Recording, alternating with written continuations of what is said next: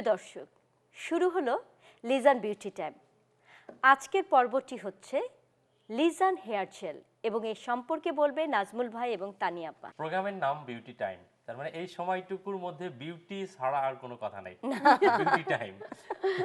লিজানের একটা নতুন প্রোডাক্ট মানে হয়ে গেল অনেক দিনই, আমরা জেলটা কিন্তু মানে সবাই ব্যবহার করে, সবাই তাই না? ব্যবহার করে। ছেলেরা তো খুব বেশি ছেলেদের ব্যবহার করে। বিউটি তো আসলে ওইভাবে মেয়েদের যেমন নেইল পলিশ, লিপস্টিক এগুলি ব্যবহার করার সুযোগ আছে, ছেলেদের তো অ্যাকচুয়ালি ওসব নাই।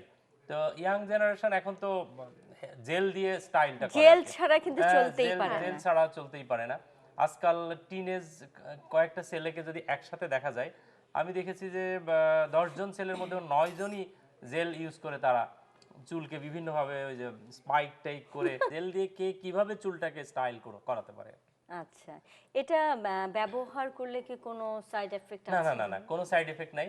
এটা আমাদের হেয়ার জেলটা স্পেশালি অ্যালকোহল ফ্রি আচ্ছা, একদম। এটা হেয়ার জেলে অন্যান্য বাইরের যে সমস্ত জেলগুলা আমরা টেস্ট করে দেখেছি যে অ্যালকোহলটা চুলের জন্য একটু ক্ষতি করে। তো ওই দিকটা আমরা খেয়াল রেখে এটাকে সম্পূর্ণ অ্যালকোহল ফ্রি করে ফেলেছি, যার জন্য এটার কোনো পার্শ্ব প্রতিক্রিয়া নেই। যেহেতু আমরা একটা হার্বাল কোম্পানি, আমাদের প্রোডাক্টের ওই জিনিসগুলো অবশ্যই খেয়াল রাখতে হবে যেন উপকার কি হবে সেটা মানুষ ইউজ করে বুঝবে, কিন্তু কোনো ক্ষতি যেন না হয়। এইটা আমাদের একটা স্লোগান। এই প্রোডাক্টটা কি কি মানে হার্বাল উপাদান দিয়ে? হেয়ার জেলের পুরো রেজাল্ট আনছে, চুলটাকে খাড়া করে দিচ্ছে, হার্ড করে দিচ্ছে, আবার সফটও করছে। soft দুই ও ধরনের করছে। জেল আছে আমাদের, হ্যাঁ। হেয়ার জেলটা দুই রকমের। সাধারণত নর্মাল অফিসে যারা যায়, অফিস করে, তারা সফট জেল যেটা সেটা ইউজ করে, ডেইলি ইউজ করে। Official এটা কি দু ধরনেরই? হ্যাঁ, আর যখন পার্টি টাটি হয় তখন হার্ড জেলটা খুব ইউজ করে। মানে চুলগুলি খাড়া করে ফেলে ইয়াং ছেলেবেলারা। মেয়েরা কেন করছে? হয়তো অফিসে যাচ্ছে, চুলটা উড়ে যাতে না যায়, একদম যেন ঠিক থাকে। এরকম দেখা কিছু যাচ্ছে। কিছু হেয়ার কিছু হেয়ার স্প্রে বলে, হেয়ার জেলটা থাকলে স্প্রের অল্টারনেটিভ কিন্তু জেলটা ইউজ হয়। Right. তো এটা ওই যে ছেলেদের প্রোডাক্ট বলে আমরা এটার বিজ্ঞাপন চিত্রেও মডেল হিসাবে বাংলাদেশের বিখ্যাত ছেলে মডেল নোবেল ভাই। আচ্ছা, নোবেল এই ভাই একটা আমাদের দেখছি আমরা। হ্যাঁ এটা খুব, তো এই প্রোডাক্টটা আমাদের আসলে ব্যাপক সাড়া এই বিজ্ঞাপন চলার পরে আমরা পেয়েছি। সারা বাংলাদেশ থেকেই চলছে প্রোডাক্ট। আর লিজানের প্রোডাক্টের উপরে আমাদের যারা ইউজার তাদের আস্থা আছে যে লিজানের প্রোডাক্টে অন্তত অপকার নাই। উপকার তো পরের কথা, এটা ইউজ করলে তো ইউজাররা বুঝবে, কিন্তু ক্ষতি কিছু নাই, এটা মোটামুটি যারা ইউজার তারা জানে। আচ্ছা, নাজমুল ভাই এবং তানিয়া আপা আরো কথা বলবো, তবে ছোট্ট একটা বিরতির পরে। প্রিয় দর্শক, আমরা নিচ্ছি একটা বিরতি, কোথাও যাবেন না, আমাদের সাথে থাকবেন। বিরতির পর ফিরে এলাম। প্রতি পর্বের মতন এবারও দর্শক প্রশ্ন করবে তানিয়া আপা এবং নাজমুল ভাইকে। চলুন দেখি। মার্কেটে বিদেশি হেয়ার জেলের দাম অনেক বেশি, কিন্তু সেই তুলনায় আপনাদের হেয়ার জেলের দাম এত কম কেন? হেয়ার জেল ব্যবহারে কোনো পার্শ্ব প্রতিক্রিয়া আছে কি? হেয়ার জেল ব্যবহার করলে চুল কি রাফ হয়ে যাবে কিংবা ভেঙে যাবে? প্রথম প্রশ্নটা খুব সুন্দর ছিল। বলেন, মানে বাইরের জেলগুলোর খুব এটা দাম। হলো যে আমাদের দেশে তৈরি লিজানের হেয়ার জেল, এদেশের সব কিছুই অনেক কম, লেবার কস্ট কম, আমাদের দেশে তৈরি হচ্ছে সব কিছু মিলিয়ে। আর বিদেশ থেকে যে তৈরি প্রোডাক্টটা এদেশে আসছে, অনেক ট্যাক্স দিয়ে এই দেশে পণ্যটা ঢুকছে। তো ওখানেই 10 টাকার প্রোডাক্ট 20 চল্লিশ টাকা এসে দেশে পৌঁছচ্ছে। মানে এবং 4 গুণ দাম বেড়ে যায়। যিনারা ইম্পোর্ট করে প্রোডাক্টটা আনছেন তাদেরকে আবার প্রফিট করতে হচ্ছে। সবকিছু মিলিয়ে বাইরের প্রোডাক্ট অটোমেটিক্যালি দাম অনেক বেড়ে যায়। আর আমাদের প্রোডাক্ট এদেশে তৈরি বলে আমরা অনেক কম দামে কোয়ালিটি প্রোডাক্ট দিতে পারছি। একই কোয়ালিটি, কিন্তু আমরা অনেক কম দামে দিতে পারছি। আচ্ছা, আরেকজন প্রশ্ন করেছিল কোনো কোনো চুল রাফ হবে না, এটা রাফ হবে না, আমরা সেটারই উত্তর একটু আগে দিয়েছি যে অ্যালকোহল ফ্রি লিজান হেয়ার জেলটা। আচ্ছা, আর আরেকজন বলেছে চুলটা ফেটে যাবে কিনা। না না, এগুলো ভেঙে যাবে কিনা না, কোনো রকম পার্শ্ব প্রতিক্রিয়া নেই। এটা জেল ইউজ করবে, প্রোগ্রাম শেষ, জাস্ট পানি দিয়ে ধুয়ে ফেলবে, আগের মতো চুল হয়ে যাবে, কোনো ক্ষতি করবে না। মানে কোনো সাইড এফেক্ট না, না, কোনো কোনো কারণ এটা তো হার্বাল দিয়েই তৈরি হ্যাঁ, হচ্ছে। কোনো সাইড এফেক্ট নেই। দর্শক, আজ আমি আপনাদের সাথে এমন একজনকে পরিচয় করে দেব, সে হচ্ছে একসময়ের বিখ্যাত ফুটবলার সালাম মুর্শেদি, এবং তার আর একটা পরিচয় আছে, তিনি এখন একজন সফল ব্যবসায়ী। চলুন তাহলে তার সাথে কথা বলি। সালাম ভাই, কেমন আছেন? ভালো। আপনি এখন কি নিয়ে ব্যস্ত? আপনি তো একসময় মানে ভীষণ ফেমাস একজন ফুটবলার ছিলেন, তাই না? এখন কি নিয়ে ব্যস্ত? যদিও ফুটবল আমার আসলে প্রথম পরিচয়, এবং এই ফুটবল দিয়েই কিন্তু আমার জীবনযাত্রা শুরু। এরপরে আমরা এনভয় গ্রুপের একটা 1985 আমরা একটা ছোট গার্মেন্টস দিয়ে আমাদের শুরু হয়। এই এনভয় গ্রুপের যাত্রা শুরু হয়। এই মুহূর্তে আমাদের এনভয় গ্রুপের টেক্সটাইল এবং ক্লথিং সেক্টর এবং অন্যান্য আইটি, রিয়েল এস্টেট, আমাদের গ্রুপ ব্যাংক, স্কয়ার হসপিটালস এবং এছাড়াও অন্যান্য বিজনেসের সাথে আমাদের ইনভলভমেন্ট আছে এবং টোটাল গ্রুপে almost close two 18 to 20,000 people's are working. So now is a big group. আচ্ছা, মাঠেও আপনি বিখ্যাত ছিলেন, ব্যবসার ক্ষেত্রে আপনি বিখ্যাত। বিখ্যাত বলা যাবে না, তবে হ্যাঁ আমরা চেষ্টা সফল করছি আর কি। যে আমাদের এই পরিবারের অনেক অলমোস্ট 26 ইয়ার্স 1985 থেকে আমাদের শুরু করেছি। আচ্ছা, এছাড়া আমি এমনিও এই ব্যবসায় আমাদের ছাড়াও আমি বাংলাদেশ ফুটবল ফেডারেশনের সিনিয়র ভাইস প্রেসিডেন্ট হিসেবে আছি। আমি যে ইমিডিয়েট অ্যাকচুয়ালি পাস্ট বিজিএমের প্রেসিডেন্ট হিসেবে আচ্ছা, বিজিএমের সাবেক। প্রেসিডেন্ট হিসেবে আমি দায়িত্ব পালন করেছি এবং এই মুহূর্তে আমি বাংলাদেশের এক্সপোর্টার্স অ্যাসোসিয়েশন অফ বাংলাদেশের সভাপতি। বিশাল অনেক position। কিছুর সঙ্গে জড়িত আসলে। জড়িত। এইগুলার সাথে সাথে আরো একটা কথা আমি যোগ না করে পারছি না, সেটা হলো মানুষ হিসেবে সালাম ভাই অত্যন্ত বিনয়ী এবং অসম্ভব ভালো একজন মানুষ। তার সঙ্গে আমরা আল্লাহ যতদিন মানে মেশার সুযোগ দিয়েছে, যতদিন থেকে আমরা দেখেছি যে অসম্ভব ভালো মানুষ। এটা মানে আমার কেন যেন মনে হয় নাজমুল ভাই মিডিয়ার সাথে যারাই রিলেটেড, মানে এক সময় তো ধরতে গেলে বিখ্যাত একজন ফুটবলার ছিল, তখন কিন্তু মোটামুটি মিডিয়ার সাথে তো জড়িত ছিল, সবাই মনে হয় ব্যবহার খুব ভালো হয়।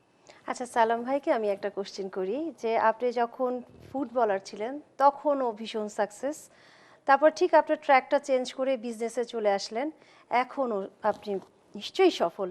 তো এমন একজনের নাম বলেন যে আপনার সব কিছুতে অনুপ্রেরণা জুগিয়েছে।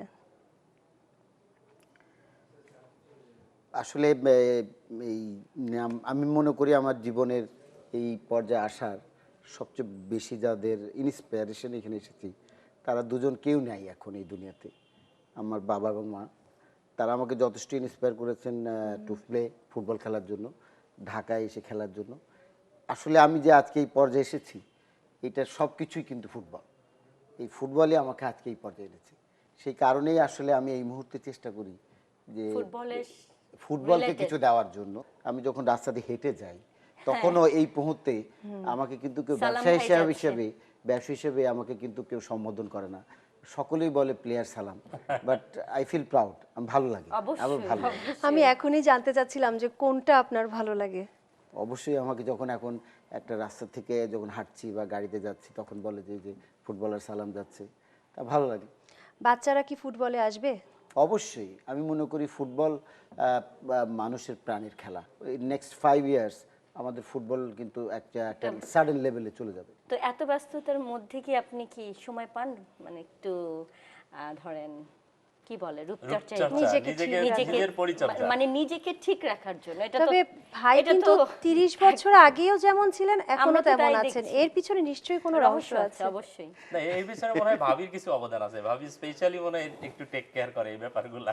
রূপচর্চার ব্যাপারে বা মূল জিনিসটা যেটা হলো, আমি মনে করি যে আমরা যে ধরনের কর্মকাণ্ড নিয়ে ব্যস্ত থাকি, যে ধরনের প্রেশার আমাদের পরে থাকে, আমি মনে করি প্রত্যেকেরই কিছু ডেলি এক্সারসাইজের প্রয়োজন আছে। সেটা আমি চেষ্টা করি নিয়মিত করার জন্য। সেই কারণেই হয়তো। আর তাছাড়া বা একটা মানুষের স্বাভাবিকভাবে বেঁচে থাকতে হলে তার কিছু শারীরিক কসরতের দরকার আছে। তো এবং প্রত্যেক মানুষের একটা সাডেন এজের পরে তাকে যে লেভেলেই পারুক তার কিন্তু ওই শুধু যে তাকে খেলতে হবে নট নেসেসারি। তবে আমি মনে করি তার প্রত্যেক দিনই তার হয়তো কিছুটা জিমে যাওয়া উচিত, তার হাঁটা উচিত, যার শরীর যেরকম পারমিট করে সেরকম করা উচিত। এই তো শুনলাম যে আপনার ফুটবলের অনুপ্রেরণার পিছনে খালামা এবং খালু, আপনার বাবা মার বিশাল অবদান।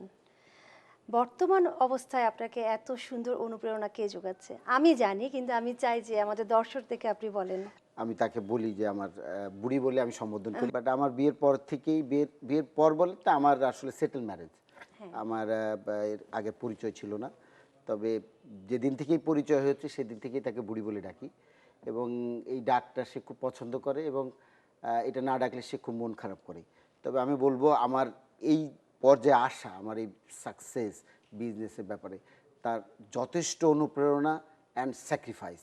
আমাদের ডেফিনেটলি বুড়ির সাথে আমি যে আলোচনা করি বা আমার সহধর্মিণী বা আমার ওয়াইফের সাথে, এবং সে আমাকে যথেষ্ট স্যাক্রিফাইস, আমার বাচ্চা ছেলে মেয়েদের জন্য যথেষ্ট স্যাক্রিফাইস করে এবং যথেষ্ট সময়ও দেয়।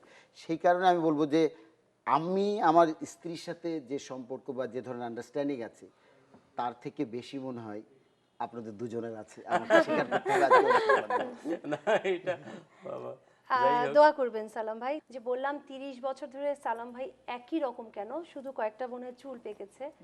উনি শুধু খান হচ্ছে শসা, গাজর, আপেল, অরেঞ্জ, এই ধরনের পাকা পেঁপে, তাই না সালাম ভাই? খেলাধুলা থেকে শুরু করে সমাজের সমস্ত জায়গাতে সাকসেসফুল পারসন আমাদের প্রিয় সালাম ভাই, সবার প্রিয়, আমাদের শুধু না সবার প্রিয় সেই সালাম ভাই। সালাম ভাইকে আমরা আমাদের কোম্পানি লিজান হার্বালের পক্ষ থেকে সম্মাননা জানাতে চাই। সেই সম্মাননা হিসাবে আমরা তার হাতে তুলে দিচ্ছি লিজান হার্বালের এই ক্রেস্ট। আমরা ইনশাআল্লাহ আশা করব উনি আরও দীর্ঘজীবী হবেন, সুস্থ থাকবেন এবং এই দেশের জন্য সকল ক্ষেত্রে অনেক অবদান রাখবেন ইনশাআল্লাহ। ধন্যবাদ। আসলে আমি আমার ক্যারিয়ারে I have got lot of things like জাতীয় পুরস্কার, রপ্তানি ট্রফি, সিআইপি, অনেক সম্মাননা পেয়েছি, অনেক পেয়েছি। তবে আমি মনে করি যে এই যে এটা আজকে আমাকে একজন সফল ব্যক্তিত্ব, সফল মানুষ, সফল ব্যবসায়ী হিসেবে আপনারা যে সম্মান দিয়েছেন, আমি মনে করি এই সম্মাননাটা আমার সহধর্মিণী, আমার যে জীবন সঙ্গিনী, আমার বুড়িকে আমি উপহার দিলাম। প্রিয় দর্শক, আপনাদের সামনে এখন আসবে জনপ্রিয়, খুবই জনপ্রিয় সঙ্গীত শিল্পী রাশেদ। রাশেদ, কেমন আছো? রাশেদ খুব নার্ভাস, সৌন্দর্য বিষয়ক একটা অনুষ্ঠানে এসছো তার জন্য। সৌন্দর্য চর্চা আসলে এটা মন থেকে, মনের সৌন্দর্যটা যখন ভালো থাকে তখন আপনার চেহারা অটোমেটিক একটা সৌন্দর্য ফুটে আসবে।